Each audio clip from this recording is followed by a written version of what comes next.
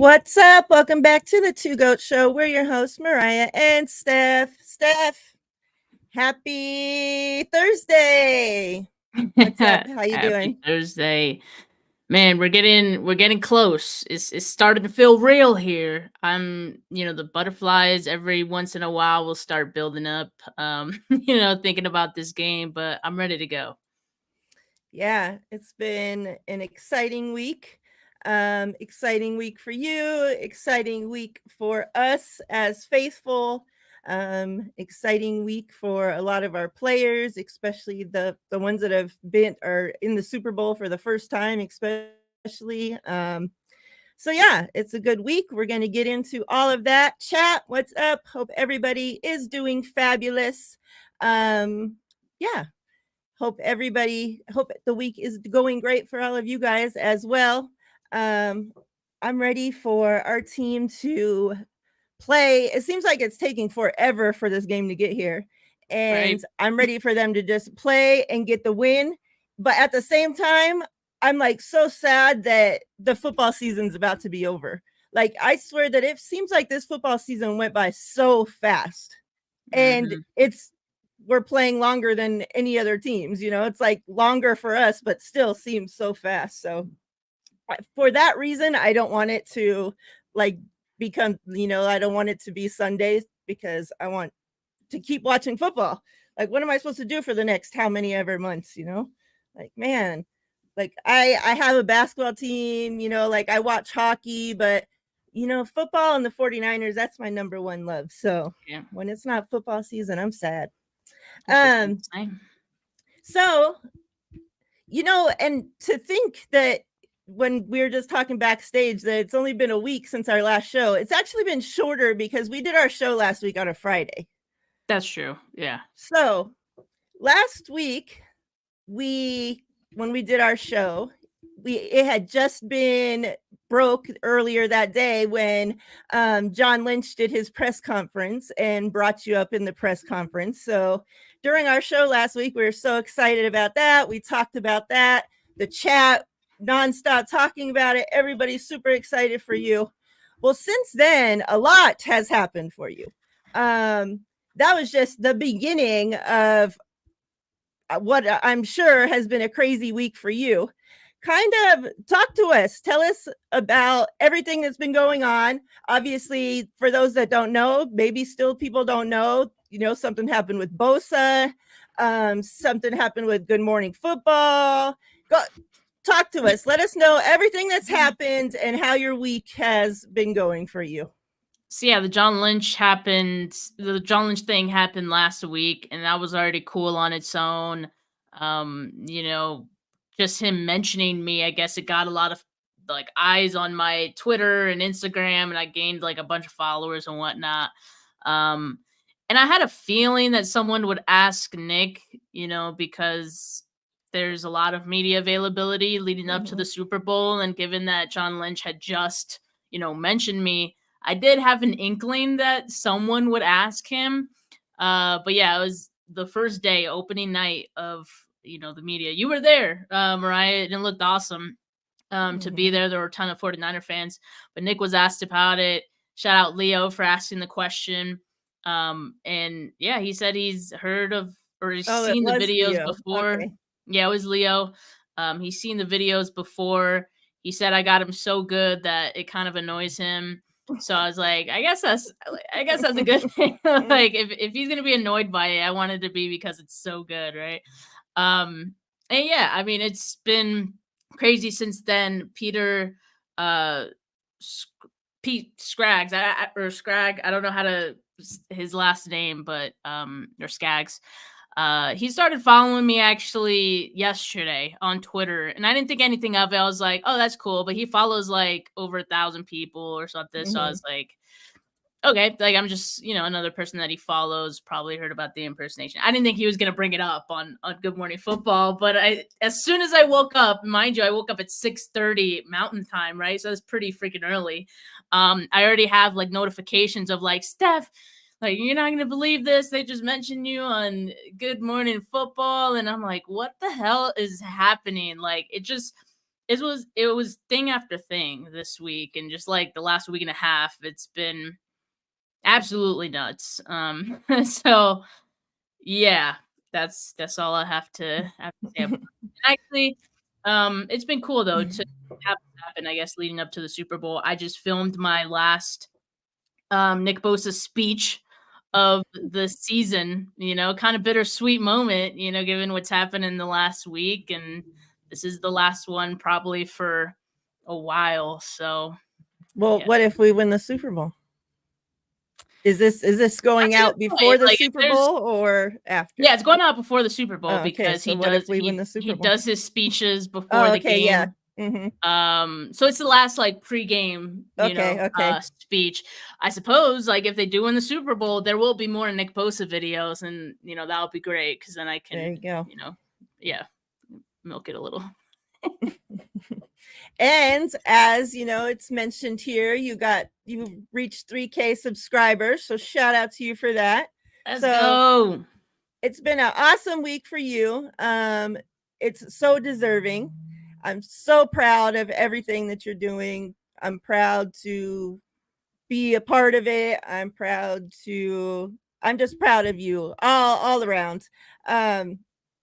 But like you had said backstage before we started, if the 49ers win the Super Bowl Sunday, that's going to be the topping of this great week for you. It's going to make it, finish it off wonderful.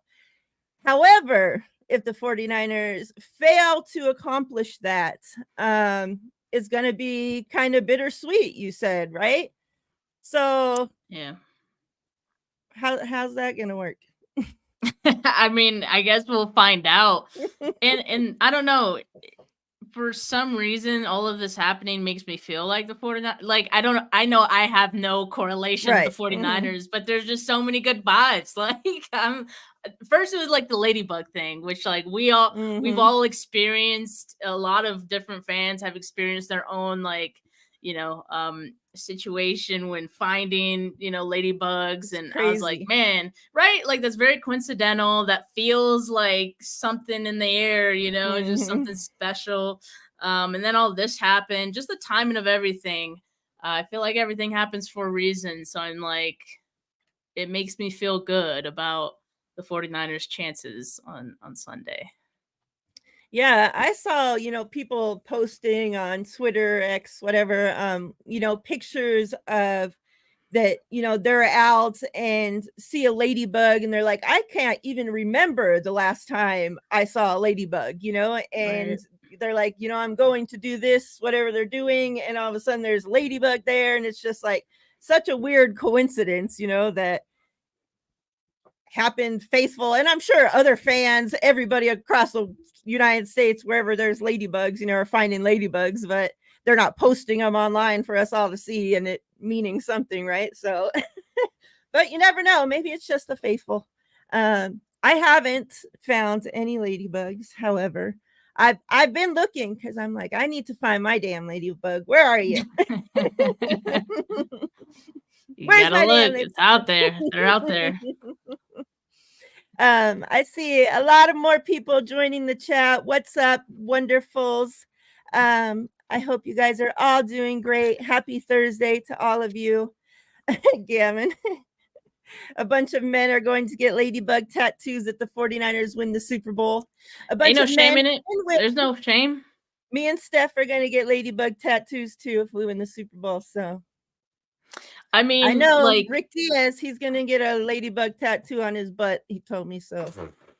On his butt cheek. I mean, even me getting a ladybug tattoo is like out of the ordinary for me. Like I would never get like a ladybug, if it weren't for this connection. I'm like, yo, that's perfect 49ers tattoo. I get a manicure, every couple of weeks, and it's mostly because I bite my nails, so it's just a way of me not bite my nails. I usually just get clear polish, But the ladies at the nail salon, they're showing me the new spring line of like the nail colors, and this one was like, I don't know if you guys could see it. You probably can't. It's very, very subtle. Yeah, but it's like a gold shimmer. Yeah, and I was like, shimmery. oh, my team's in the Super Bowl. I'm going to Vegas. I'm gonna do it. So this is probably like the first time that I've like gotten actual polish. So we're just doing all types of crazy things for the 49ers right now. Matthew says, I shit you not, after the ladybug, me and my roommate started seeing them in the house. Oh, wow. And found a few hundred in one of the high windows in our house. This is no lie. I'll even send pictures to prove. No, that's crazy. A few hundred ladybugs. That's kind of freaky. What are they doing in there? Why are they in there? That's too much. That's kind of scary, actually. Like, did they like have a, I don't know how they nest or they infiltrated. Seems like they would have, but they had babies. You're having ladybug babies in there. Yeah, like you might need to call an exterminator. Don says, I have my ladybug tattoo picked out. Miss Debbie, hi Miss Debbie, says, me too. I've already laid out my tattoo design combined with my top hat. Oh, that's awesome. That's really cute. All we need now, look, the faithful are ready. We're ready for that's this what I'm win. Saying. We just need the freaking 49ers to handle their part, take care of business. Exactly. That's what I'm saying. So before we get, into the game, there's some other things going on to talk about. Like you mentioned, the first night of Super Bowl opening night was amazing, was awesome. There was a tons of faithful there, like crazy. And I know, like in the videos, you can hear, the cheers for our guys, the boos for their guys and whatnot. But that, like those, I haven't seen that one video yet that does it justice to how it actually sounded in the place. Like really? The boos were crazy loud. And when, like, you didn't even realize how many faithful were in the place because everybody's wearing red. The lights are down low in there. So, it's pretty dark. So you couldn't tell, anyway. So at first, just the Chiefs players came out, so there's some cheers, whatnot. And then it wasn't till the captains from both teams met that you started hearing the cheers for our guys. And because that was the first, time that the 49ers players had even been seen. And then you started hearing the boos for their players. And it's like, okay, yeah, the faithful have taken over this place. And it's such a crazy thing to me that the only people I hear that are rooting for the 49ers, of course, there's going to be, stragglers. It's not going to apply to everybody, but for the most part, the only people I hear the fan base rooting for the 49ers is the Raiders. I never thought I'd actually hear a time where the Raiders are on the 49ers side of anything. However, it seems like the fans of every other team, like, are hating the 49ers. Like, I don't know what's going on. But I was talking my brother-in-law, my wife's brother, he's a Raiders fan. And so he had texted me the other day and was like, please kick their ass. And I'm like, why is it that the Raiders, are going on the 49ers side? I'm like, I understand, like, that's your, in your division and whatnot, but like the 49ers and Raiders have a long history of hating each other, And he's like, yeah, like their division rivals. He's like, but hold on. He's like, but I don't want Kansas City like becoming a dynasty in our own stadium. Like, he's like, if they win this Super Bowl and they become a dynasty and that happens in my stadium, he's like, like I'm never going to be able to live that down. And I'm like, okay, yeah, makes sense. Like, I get it. I get it. So yeah, the Raiders fans, like I said all that to say that, there were a bunch of Raiders fans there as well, obviously. And they were all cheering for the 49ers players and booing the Kansas City Chiefs players too. So it was very interesting, very fun. But there were definitely a lot of crazy questions in the media. There were some great questions as well. So before we get into the questions, let's talk about Kyle first. So Kyle, I didn't have any idea that anything was being said about Kyle online because I'm there, right? And Right. what you had to do is like when you opened, like you had to log into an app, and they had 10 players sitting at podiums, right? So they're Mhm. numbered, and in the app you had to click on one of the players to listen to their press conference. So you can only listen Gotcha. to one person at a time, but they're all there for an hour straight, all at the same hour, right? So like you could go to Kyle, but then you can't listen to the other 9 people, right? So I wasn't listening to Kyle. Um, so I didn't know how he started his press conference, how he sounded, nothing about anything to do with his press conference. So as I'm leaving, it's like walking out of the stadium to the casino where I parked.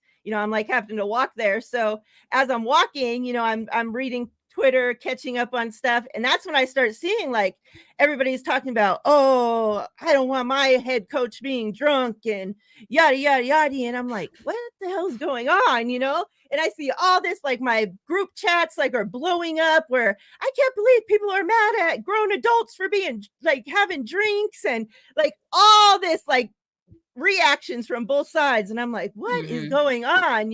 So then I listened to the video and I'm like, okay, like that was the very first questions that he got. And he's kind of like stumbling on his words a little, kind of slurring a little bit. But then after that, he seemed kind of fine talking. I did notice that he was happier. He was actually answering questions. I find it Yeah. funny that, people normally their biggest bitch and complain about Kyle is that, oh, he don't want to answer questions. He's always grumpy. He's rude to the media. He's, snarky, like all this stuff that they say about. But then when he's happy and he's actually answering questions, and maybe even if he did have a couple drinks, who cares? They had a day off the next day. Um, he's an adult. It's opening night of the Super Bowl, right? Like, I personally don't see a problem with it. But it's like, then people are mad at him for that too. So I feel either way, people are going to find something to complain about. But where are you at with the whole? Do you think Kyle was tipsy? Do you think he was just nervous with all the press? Do you think what's up with Kyle, and where do you stand with his adult activities? I've heard Kyle Shanahan speak enough in to the media, in these pressers before to know that that wasn't his usual self, like to be fair, I haven't heard him in a casual conversation outside of speaking to the media, right? Like it's usually speaking to a member of the media. Um, but he sounded like one of my buddies when he's drunk. Like in the same type of, I don't know, there's just something about it that literally reminded me of my friend. Mm-hmm. And yeah, he was definitely feeling good, but I have no issue with it. It's like if he needed to let loose, man, let the man be loose. Like if anything, we got better answers from him. I Mm-hmm. think the NFL Network interview was like the most obvious one. The other ones, like I don't know if it was starting to creep up and it just got to that. It peaked at that one interview. It must have. But that was like the worst one. After that, you're right. Like he was fine. Before that, he sounded more or less normal. Um, but I'll say this: like he sounded so excited to be talking about Brock Mm-hmm. Purdy, and those were genuine emotions, and we know it because if he had a few, then yeah, we know those are genuine emotions. And so I think it just confirms what we already knew. Kyle Shanahan loves Brock Purdy. Um, and yeah, I think him being loose trickles down to the players. All of the guys who have been speaking to the media throughout this week have, been very loose and calm and down to earth. And it almost seems like with each day they were starting to get tired of like talking to the Mm-hmm. media. It is a little much, right? 3 days in a row, you have all these media sessions, and they're long media sessions. Yeah. Uh, but they've been awesome with it, including Kyle. So it's just a one day thing. If he was like drunk the next day or drunk any other day, Yeah. then yeah, it might be a problem. Or if they were playing in like Cleveland and he's getting drunk, it's Vegas, all right? It's Yeah. Vegas, all right? So coach had a good time. No harm, no foul. Yeah, it's like people act like, like grown adults don't everywhere don't go out and party on their weekends or whatever, and then are just And you know normal what, working Mariah? people during the week, right? Like, You know what, Mariah? It's funny because I saw the people who I know for a fact drink. I know for a fact y'all get down and y'all be partying hard. But when Kyle Shanahan does it, it was an issue. Look, that's just an observation I made. and people were making it seem like, it wasn't just like, oh, a couple of drinks. Like, I could see if he was there sitting at the presser and he's like falling over, Yeah. drooling on himself, like, couldn't answer questions, like shit faced, like, okay, like if anything, it was a couple drinks and people are acting like the man has to go check himself into AA, like, I know Gavin just said that to be funny, but like, that's seriously how people were acting. Like, that's what we were saying in our group chat. Like, people are seriously all of a sudden acting like, oh my gosh, like Kyle showed up, tipsy, or, got tipsy there or whatever. Are acting like, oh, now he's a bad head coach. He's a horrible leader of the franchise. He has a drinking problem. He's a, bad influence. It's like, man, like really one, like to the extremes, man. like every time I see this stuff, I'm like, you can't make this stuff up. Like you really can't.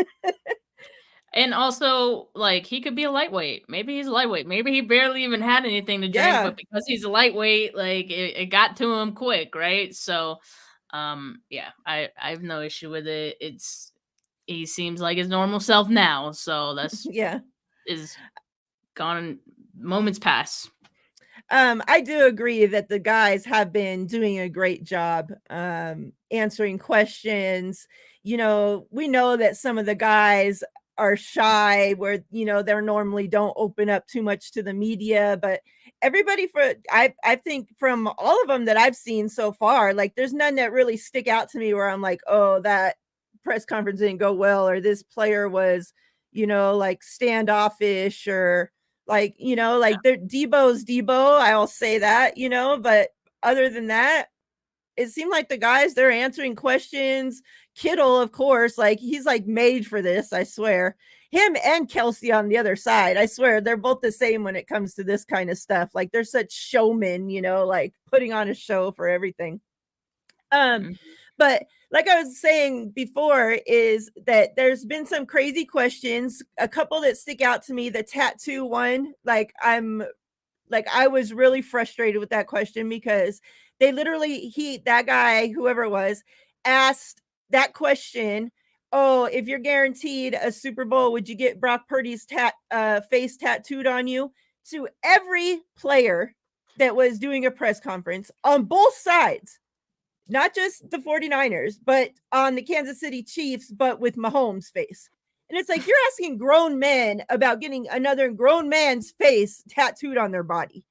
And then what if they're like, no, then, oh, they don't want the quarterback's face on them. They don't like the quarterback. There's going to be some drama about it, right? And it's just like, so what are they supposed to say? Like, Dre Greenlaw, when he answered, was the best answer I had seen, where he's like, that's weird, and then like stopped for a minute and was like, oh, I guess I shouldn't leave it at that answer, so he's like, yeah, I would, but yeah, so there's just been some crazy questions. What's some questions like maybe that you can remember? I mean, there's been a lot of press conferences maybe that stuck out to you. Any players that you want to talk about, whether it's our side, Kansas City side, whoever, that that press that you liked or didn't like, either way. Yeah, I mean, I tend to share like the ones that I liked, because anytime that anyone who's out there asks a great question, and you get a great answer, it's like, oh, like that's awesome. I want to share that. And I tend to ignore the dumb ones. maybe the dumbest was asking Brock Purdy if how he felt about being compared to Henry Lee Oswald. Like, what? Yes. What? Why would he be okay with that comparison? Yeah. Okay. Like, and how do you feel about that? Like, how do you feel about being compared to a murderer, and not just a murderer of a president? You know, it's like, and Brock Purdy's answer to it was great. Like, I did a show late last night with John V, and he kept playing the reaction. He had it on his phone and kept playing it on the show. And because Brock Purdy's just reaction to it was priceless, like perfect the way he did it. Like, yeah. Yeah, but shout out to all the, 49ers content creators or just like, journalists and everyone who's out there and asking the real questions. Shout out Yep. Brad, man. Like Yes. I think he got the chance to ask pretty much every player a question at some point, and all of his questions were awesome. They were relevant to the player. And players appreciate that, especially when it comes to the same type of media session where you're getting dumb questions like, the ones we just mentioned. So shout Real out quick, to the people doing it the right way. yeah, real quick about Brad too is that, like you said, you can tell that the players, they're starting to get worn out from the questions and whatnot, right? But all 3 days or whatever, all the press conferences that we've seen so far, you can tell the players are genuinely happy to see Brad, right? Like, Yeah. some of these guys, like, they're not happy to be answering questions for. And yet when they see Brad, like, they could just be like sitting like this for like 10 minutes straight. And then all of a sudden Yeah. Brad comes to answering questions. They're like, hey, what up? Like, it's a familiar face. It's somebody that usually has their back, that's not, getting on lives talking trash about them. It's, somebody that they trust, and I think you can tell that, you can see that, like the way Brandon Ayuk, like, he's one of the ones that he's kind of shy, a little quiet, and even him just like, hey, what up, like so excited, and like that's awesome to see. So yeah, shout out to Brad. And I even said last night on our show that the it seems like the 49ers content creators and, that group, like, they're the ones that's asking the best questions out there. These guys that are getting paid all this money to be there. Yeah, not so much. Yeah, I agree. And yeah, seeing his reaction, Ayuk's reaction to Brad was cool. Ayuk was on Brad's channel, so he remembered Mm-hmm. him from that. And Brad, also just memorable because Yep. of the page that he runs. But you can And the ginger see, beard. yeah, that too. You can see Ayuk just kind of like relax, like, hey, man, like he was an old friend. So Mm-hmm. like having Yeah. those moments is awesome. Happy for him that he could have those moments. There's another instance where Theo Ash, I don't know if you guys follow him, but he covers the NFL, right? He's more of a he's a smart dude. He knows his football stuff. And he asked Tashawn Gibson a question about his past breakup, I believe, in the Lions game, and he referenced like a specific type of coverage, and Gibson gets so excited as soon as he hears him say it. And it's Mm-hmm. like you get a different connection with players when you talk football, like actual Yeah. football to them, and you prove like I'm a That you know football what you're person talking too. about. Like I know, Yeah. yeah, exactly, because they don't always get that. They don't always get that. So shout out to the all the people asking the good questions. I agree. I agree. So I have some other things to talk about, but let's talk a little bit about the game and then we'll go back depending on how much time we have. Oh, well, actually, before we do that, one more thing before. And he kind of, it's just been crazy. First, the 49ers and the field, right? Their Mm-hmm. field that they're on at UNLV has not been great. They said it's spongy. They've compared it to MetLife, which made me sick to my stomach when I heard. And it's because they waited till just a week ago to roll out the sod on top of UNLV's turf. And then it's pretty much rained here every single day since. So I think the NFL, Roger is a piece of shit for him to get that press conference and just be like, oh, the grass is fine, it's safe for them. And instead of like actually trying to do something to make the situation right, no, he just like makes it just seem like the 49ers are whining about it. Shout out to the 49ers players and to Kyle, because they're taking the high road. They're not sitting there bitching about it. They're not the ones bringing it up. They've been asked about it constantly at these press conferences about how the field is and how the field is. How was the field today at practice? Like every player they're asking. And the players are like, it's fine. It's fine. We're making do. It's fine. Like they're not sitting there complaining about it. And then today the fire alarm at their hotel goes off. And they said this morning, and they had said that it went off for 10 minutes, but the players are saying it went off for like 16 to 18 minutes straight. So it's all this kind of weird, crazy shit happening to the 49ers. But what were your thoughts like on the whole grass situation?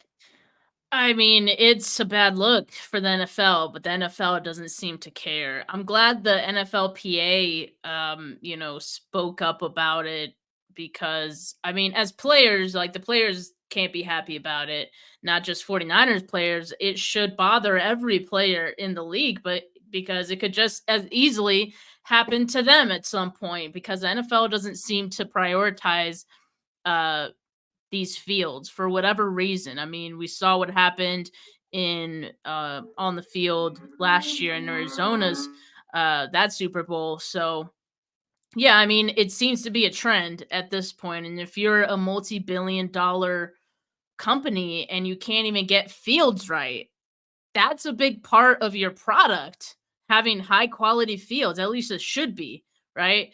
I would think at the very least for the Yeah. biggest game of the year, in any sport, that you would prioritize having a high quality field so that the players could put on a high quality product. If it is in fact an entertainment, well, the best way to entertain is to have both players playing on high quality surface. Yeah.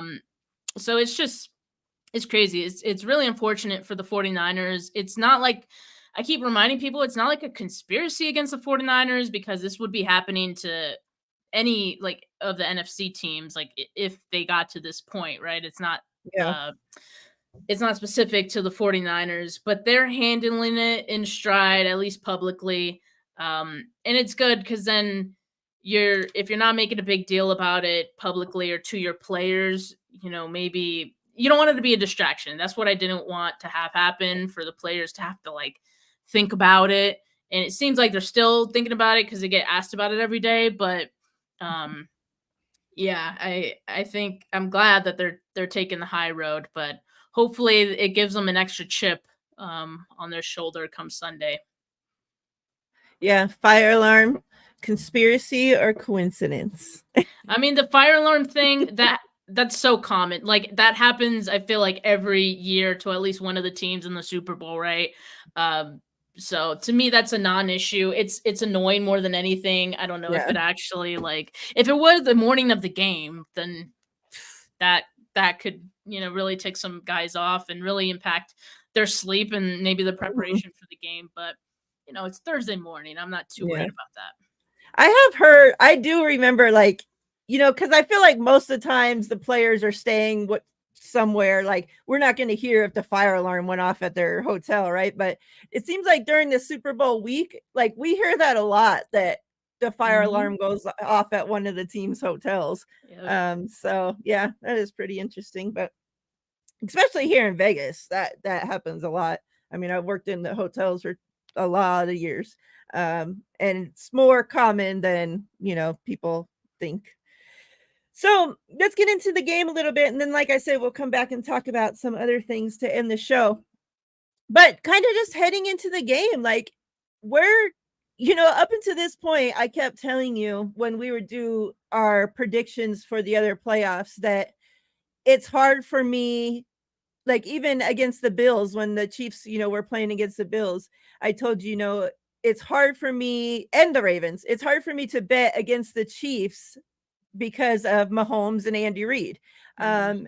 Especially in the playoffs, because they, even though they had, a kind of up and down season, they get into the playoffs and shit just happens, like they could be playing crappy the whole game and Mahomes just pulls out some magic.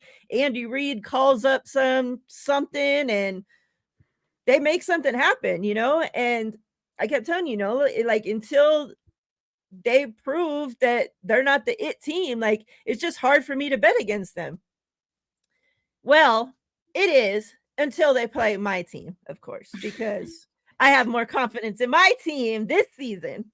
Maybe if this was 2019 team, I might be feeling a different way, but I'm just feeling a lot more confident in this team this season. Um, of course, we know these last two games took 20 years off my life. But it's shown me that, they'll come together, they can grit out the win, they're fighting, they want this. And like I just obviously Brock Purdy gives me a lot of confidence in this team. CMC gives me a lot of confidence in this team. Kind of where are you at sitting here Thursday before the Super Bowl? Um, how are you feeling? How's your nerves? How's your anxiousness? How is your confidence in the 49ers? Hadn't really set in really until, maybe this morning a little bit, and, I think about the game every once in a while, but there's just been so much discourse leading up to the game that I'm so anxious for it to just happen. Like, let's just get this game over with already. Because I'm tired of the discourse. Like, let's just settle this on the field, right?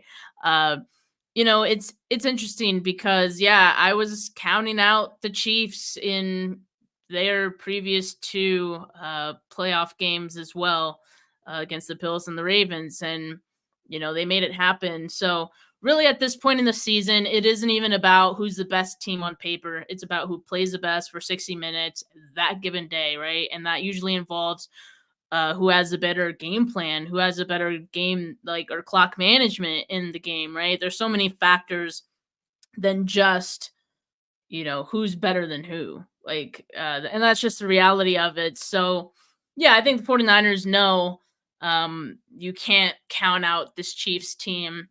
Um, Man, and just seeing how 2019 went down, I think that was a good lesson for a lot of those guys, and they're going to be able to give that message to everyone else in the locker room who wasn't part of that team and be like, yo, we got to play 60 minutes, not 55, because you think you got the game, not Mhm. 50, like all those things. I think is a good lesson. It's good to have those experiences.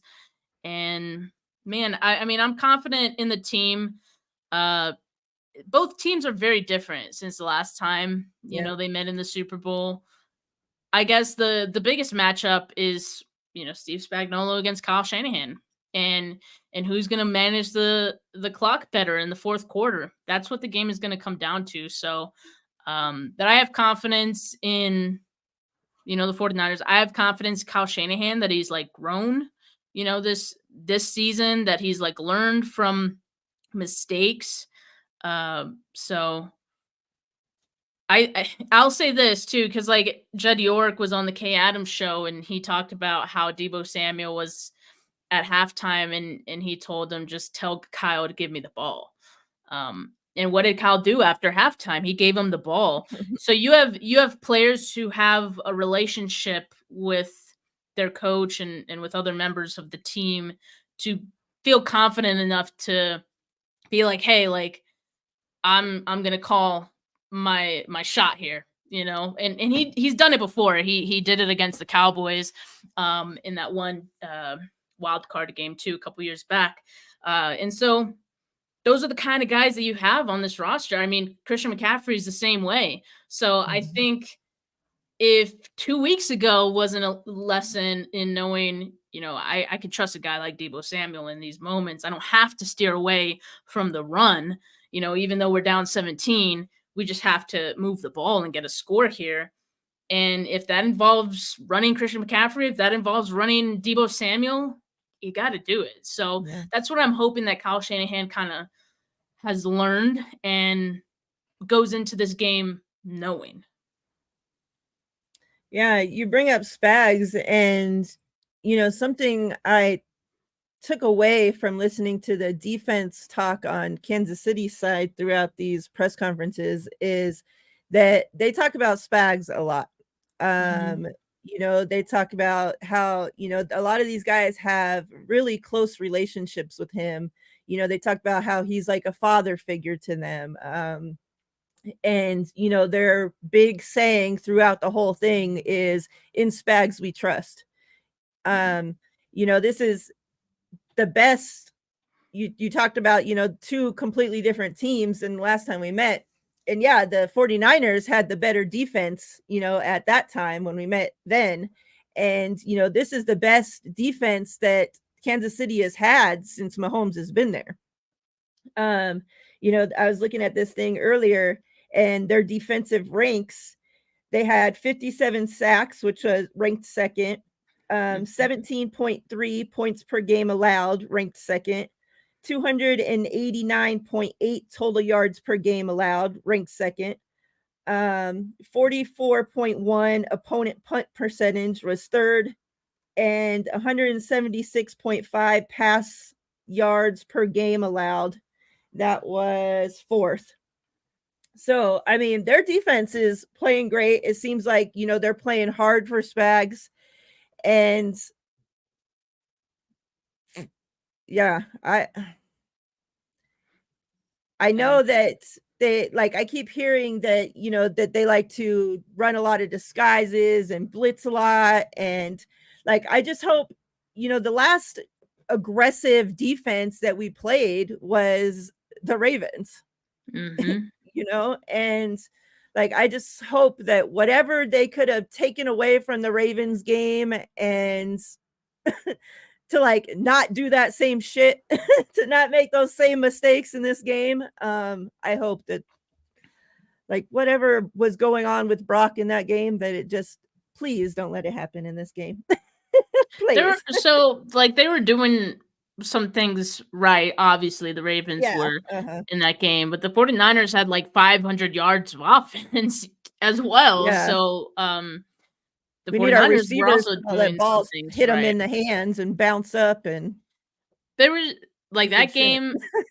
I don't want to say the entire game was fluky. Like the Ravens, No. Mhm. they have an awesome defense, and I think they had a great game plan against the offense. But there were just some things that happened. Like nothing went right. Like sometimes you get some luck on your side. The 49ers didn't have any luck that day. So I don't know how the Super Bowl is gonna play out, but I have to imagine, if I had to guess, it's not gonna it's not gonna be like that game. And if anything, yeah, they probably learned a thing or two from that, and I'm sure they can expect some of what the Ravens did, the Chiefs to try to do.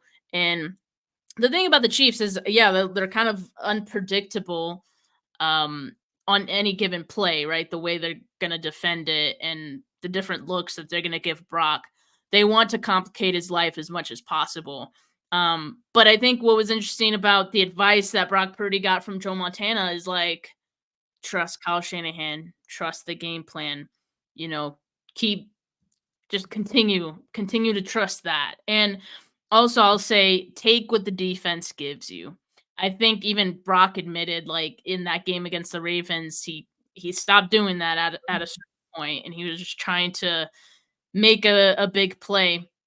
It's easy to panic and get into those, moments, but I think the fact that they've been there before, they I don't see them panicking this time around. You also saw the Ravens when they played against the Chiefs, how the Ravens kind of panicked and stopped doing Mhm. what has worked for them all season. And they kept going for the deep play.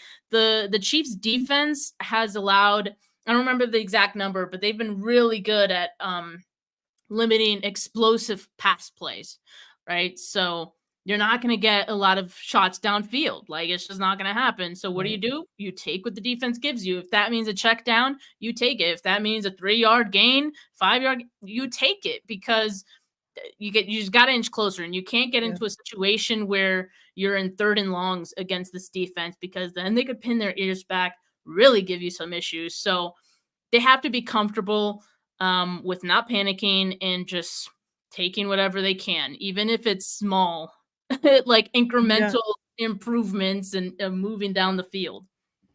Yeah. I mean, you shouldn't be worried about taking the check down when your check down is CMC. Like, you Yeah, should be that's it. comfortable with, okay, like, if my check down CMC, shit, I'm getting the ball to him as much as possible. Like, That's um, not a bad check down.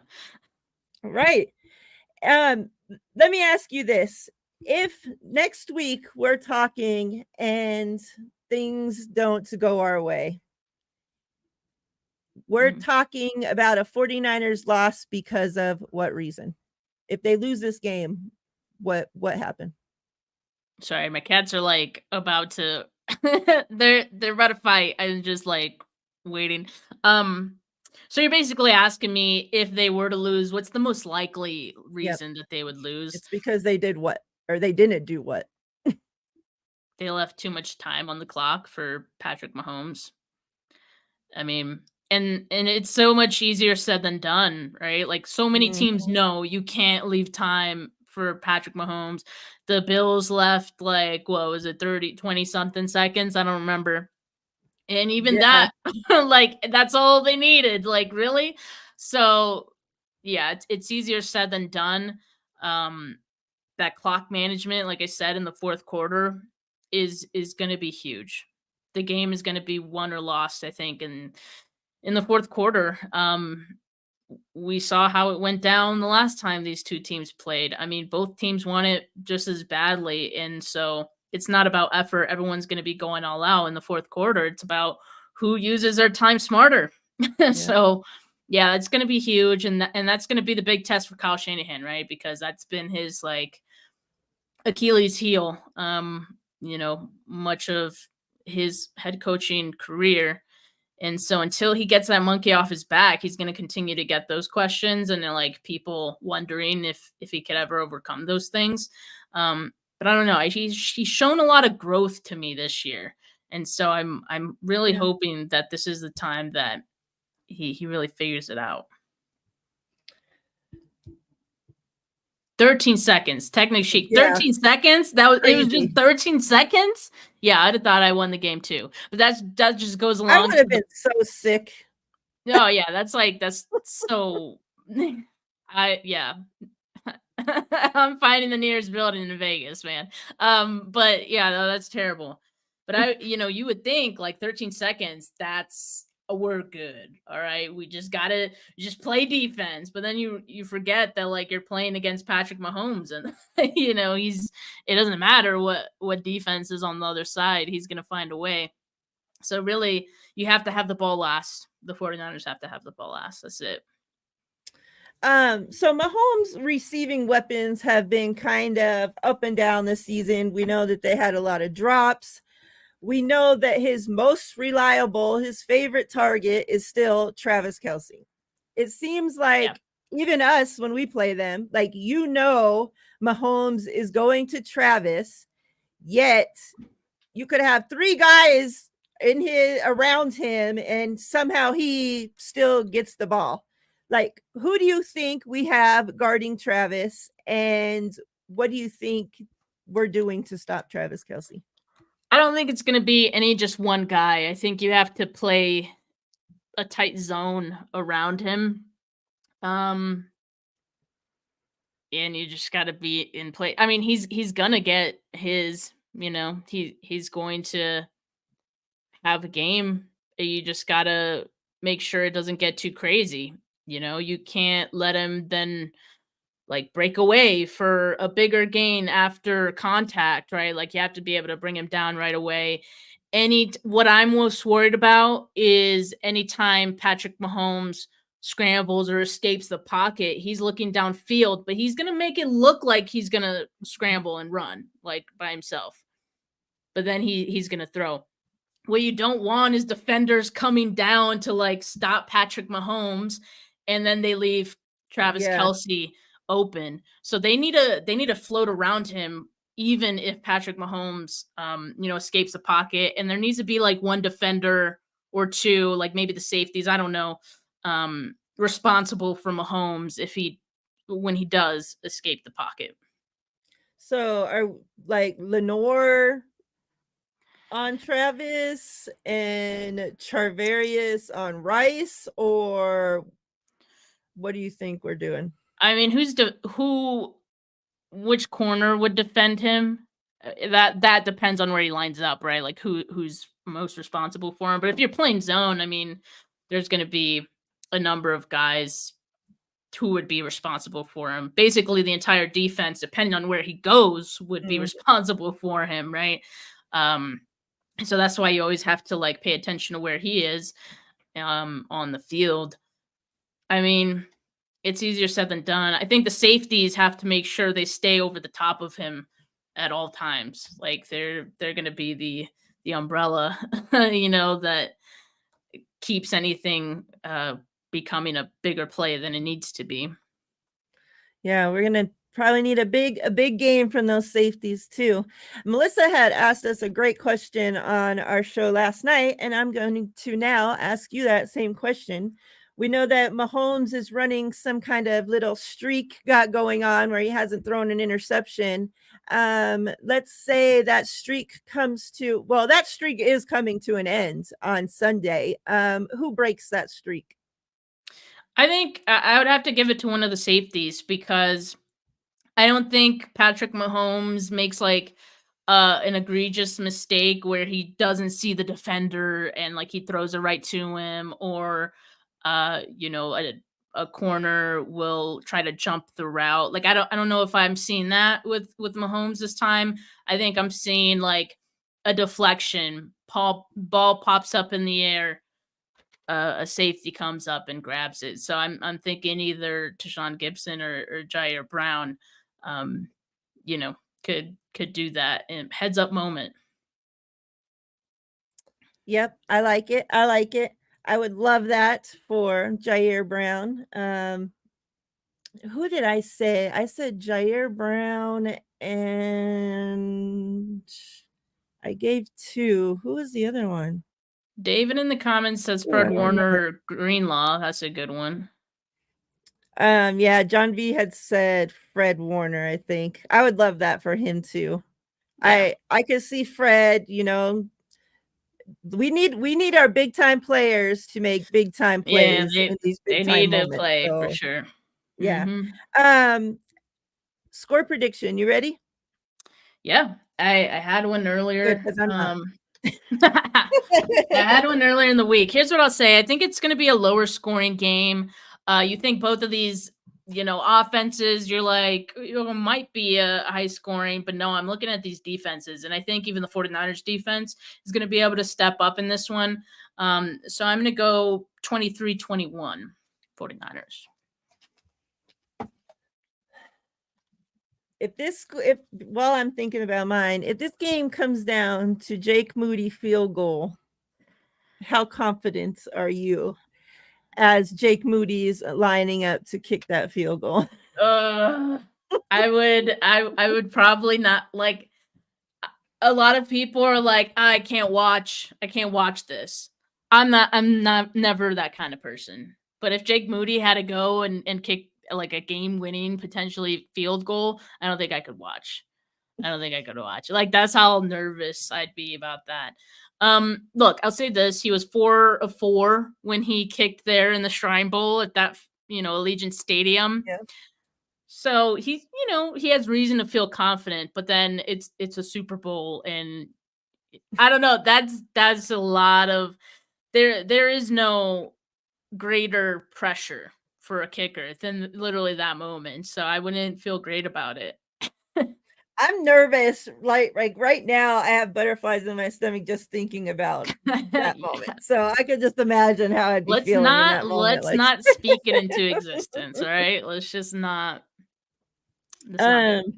Score prediction. I'm hoping, and we need this to happen. Like, we can't get behind like we did these last two games. Like, we Yeah. need these 49ers. I want to see this offense that was putting up 30 plus points, consecutive weeks over and over and over. Like, that's the offense I want to see coming out right from the gate.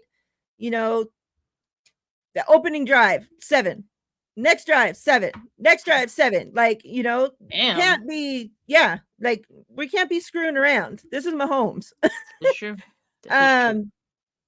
And, we've heard, I think it was Lynch and Wilkes both talk about that we will not see the defense playing how they played with, not finishing plays and shit, whatever this nonsense that they were doing these last two games. John Lynch said we will not see that. So I'm guessing that the defense was spoken to about the way that they were playing and all that. So we need, 49ers defense to show up. Fred wants to keep talking about, oh, we just need, the 49ers offense to score 3 points. And where's that defense? That defense you want to keep telling us that's going to show up and hasn't. We need them to show up this game. Yeah. 35-21. Wow, that's big. Screw Mahomes. Screw Andy Reid. And screw the little horse they rode in on. Look, 42-24. Bryant says. Whew. I like your guys' confidence. I mean, yeah, if it turns out that way, yeah, of course. Let's do it. Let's see what else the chat's saying. David Corona, 34-28. Don says 36-25. Jesus. McNiner, 24-21. Jake Moody field goal to win it. Don't do that to me. Hi, ladies.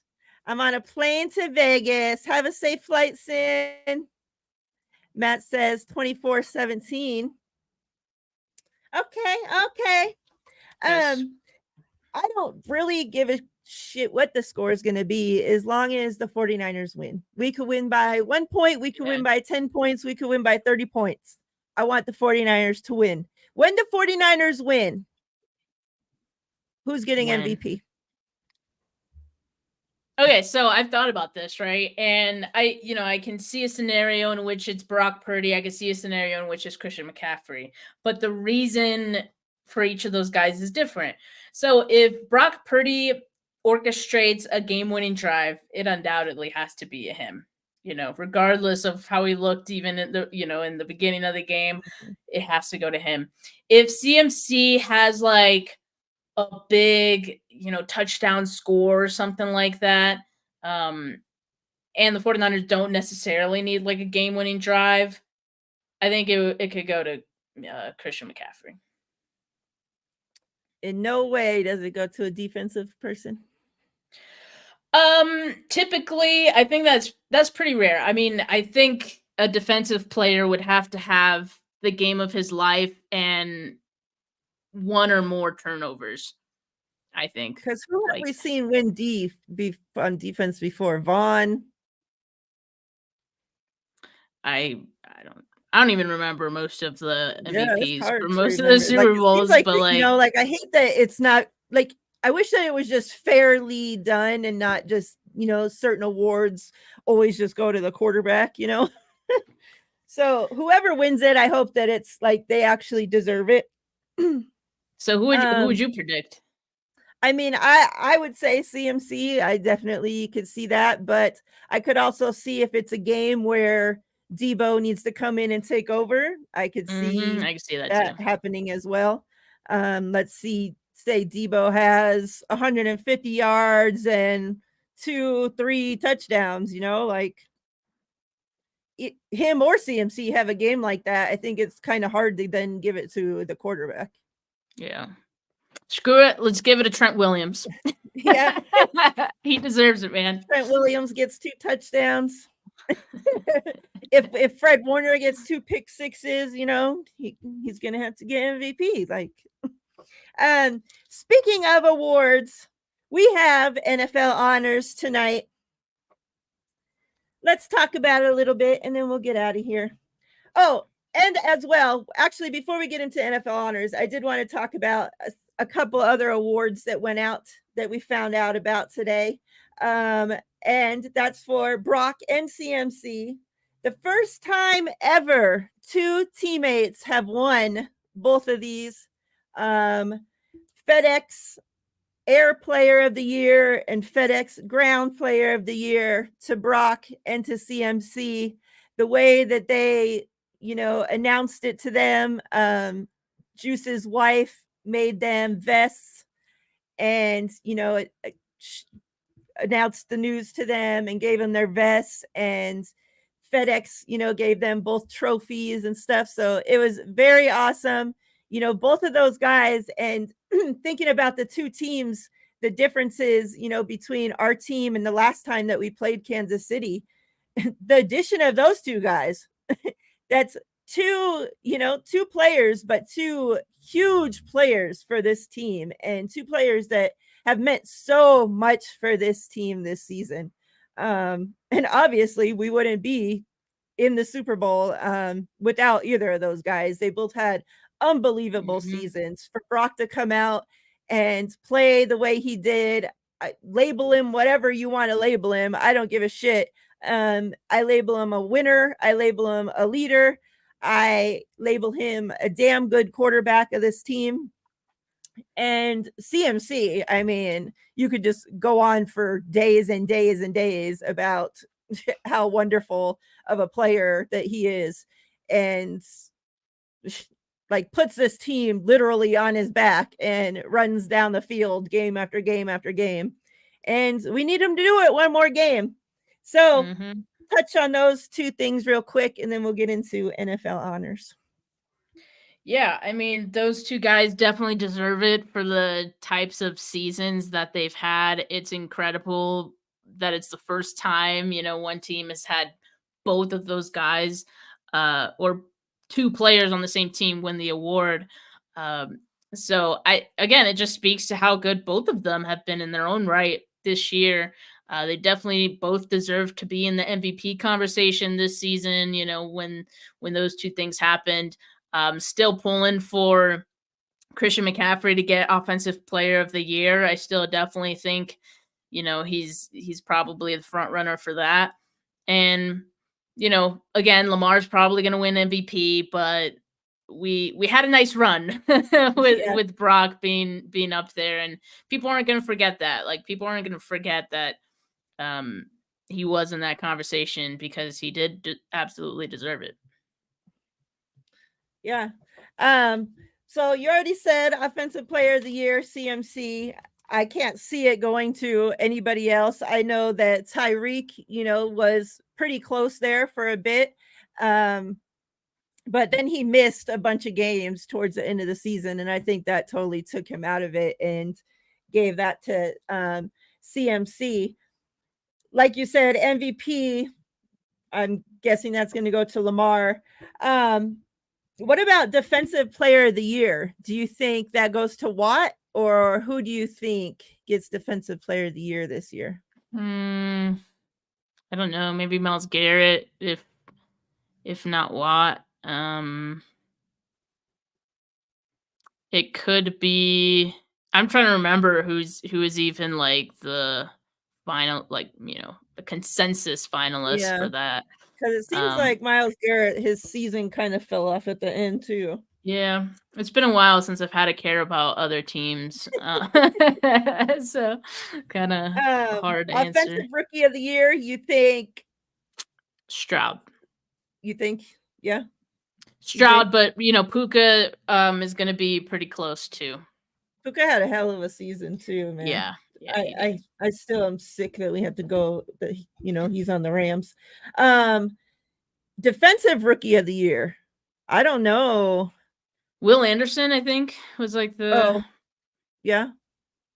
he's on the. Both are going to be on the Texans. It could very well be, yeah. Both right were on the Jets last year. Offensive rookie and Yeah, defensive yeah, you're rookie. right. Yep. So that'll be cool. Coach of the year. You think I D'Amico gets it? I think D'Amico, yeah. Yeah, I Dude, hope wouldn't that so. be crazy if they swept like three, 3 awards? That would be pretty awesome. I love that for D'Amico if he gets it. I really hope. Obviously, you know, Shanahan keeps getting snubbed from it, and now his team beat. I think he's been here too long. He's in the running. He's one of the finalists, but like it seems like they always give it to like first year, second year coaches that turn around a shit team, you know. Um, yeah, I think other than that, oh, what about Hall of Fame? So I was listening to a space earlier and they announced it's tonight too, right? Yeah, that they announced the finalist for the Hall of Fame. And there was a guy talking in there that's a part of the Hall of Fame voting and all that.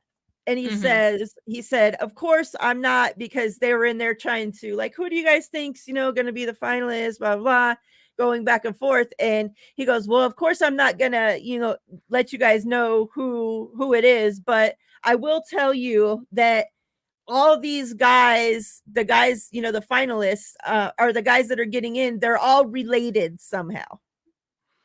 Hmm. So, like, I know there's been a lot of people making the push, and he deserves to be in there, Patrick Willis. And Yeah. like listening to these people, you know, football fans, of course, they weren't 49ers fans, they're fans of other teams, them talk about it with this guy. It just seemed like other people don't seem to feel that he's that deserving. Like, I don't know. Do you think that this is the year that we see Patrick Willis get in?